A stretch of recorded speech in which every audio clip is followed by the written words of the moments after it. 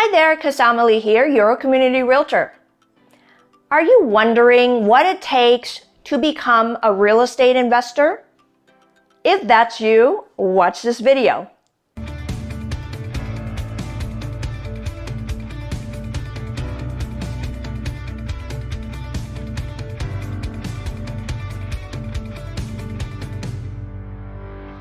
Hi, real estate investors. This is a three-part video series. I'm gonna kind of do a deep dive into the different ingredients of how to become a real estate investor. For part one, today we're going to talk about two things. First thing is your sources of funding, okay? The second part, we're going to talk about your real estate investment network. So let's first talk about your sources of funding. I don't know if you know this, but in the real estate investment world, either you are coming in all cash, in other words, you're buying a $400,000 property. So I'm in Northern California. It's hard to find anything below $400,000, and that's kind of starting at the low end in my area in Napa and Solano County. So we're gonna use that number, okay? So let's say you're looking to buy in a $400,000 range. You either have all of it in cash, $400,000, you're ready to plunk it down and pick up an investment property. Or you're going to need down payment and you're gonna be financing, you're gonna work with a lender to finance the rest of the loan when you purchase.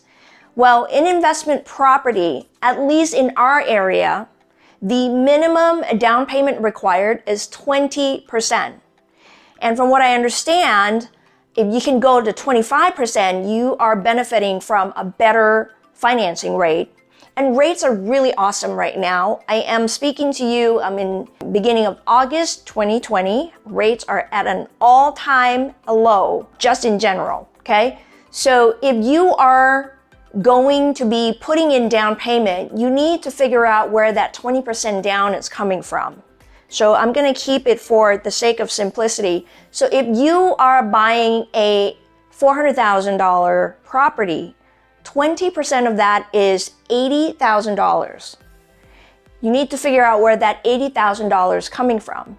Now, I'm gonna talk to you about first the traditional way of becoming a real estate investor. A lot of people that I know, I actually host a investment mastermind group in our local area.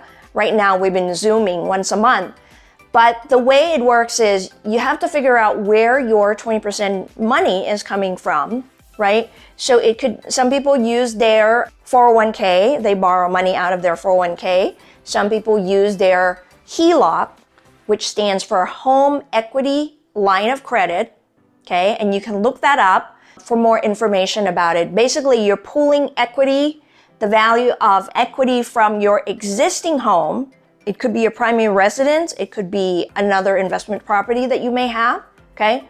Maybe you received an inheritance and you have this chunk of money instead of just sticking it under your mattress, because I'm sure that's what you do, right?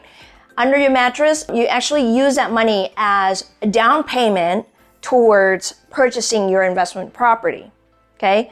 So those are the traditional ways of people who are looking to purchase an investment property, which leads me to the second point I want to cover today, which is your real estate investment network.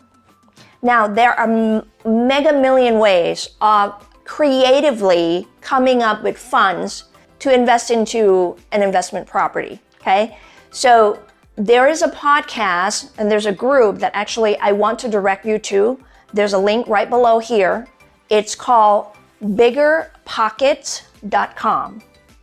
Again, it's called biggerpockets.com. There's a podcast that you can go to. It's called biggerpockets.com/podcast. There's a wealth of resources of just a large community of people who are discussing these very topics. And I would highly suggest, whether you're coming in with down payment from your own resource, or if you're looking to leverage by formulating through the network, or if you're an aggressive investor, you could borrow it's called hard money. It's at a very high rate and you need to pay it back quickly. So that's a little bit, I think that's more advanced, okay, for people who actually know how to do all this. So biggerpockets.com is going to be a great resource for you to kind of just learn and look into real estate investments as well. So I highly recommend that you get started there, and you might be able to kind of create your own local group of investors, of different resources of people that you could be talking to. One of the network groups that I think is important to have are the contractors, the handyman, the landscaper, the hauling people, the electrician, the plumber, and so on and so forth. Okay. And one of the key people that you probably want to have in your network is a really good real estate agent that has a network of all of these service people. So if you're in the Northern California area, in Napa, Solano County maybe, I wonder who you could potentially contact to be that reliable realtor that's going to have your back and provide you resources. That would be the start of your starting a network, starting of maybe, people who have the financial funding that you're looking to collaborate with. But again, I want to caution you, you need to be really working your due diligence and be advanced in understanding it before you start approaching, the hard money lender and so on and so forth. So those are the first two ingredients that I would suggest that you get started, do your homework this week, and dive into the two areas. And then I will see you again next week on part 2 of how to become a real estate investor. Now, if you're new to my YouTube channel, I provide great real estate content on a weekly basis. So if you have not, and you really don't want to miss out, click subscribe and the bell notification to receive the next upload when it becomes available. This is Kasama Lee, your community realtor serving Napa and Solano counties. Thanks for watching.